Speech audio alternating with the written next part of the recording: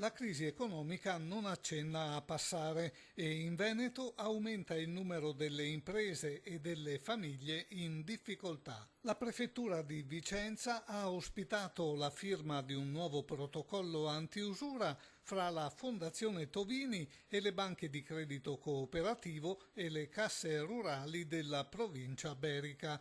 Sono 50 le persone che nei primi 6 mesi dell'anno si sono rivolte alla Caritas vicentina per chiedere aiuto. Entro dicembre non saranno meno di 100.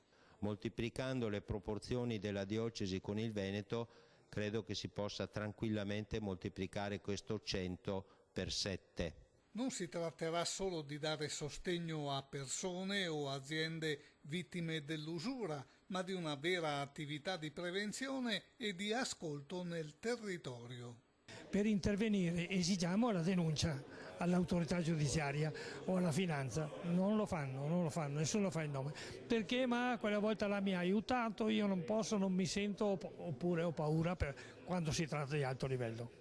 Una iniziativa concreta che le due istituzioni hanno inteso promuovere attraverso la rete degli sportelli della Caritas diocesana. Intercetta il bisogno, abbiamo 14 sportelli in diocesi con 170 volontari ed è da lì, uniti agli oltre 100 centri di ascolto presenti in diocesi, che viene, come dire, intercettato il bisogno. L'importo massimo per ogni prestito è fissato in 30.000 euro che saranno rimborsati in rate mensili fino ad un massimo di 96 mesi.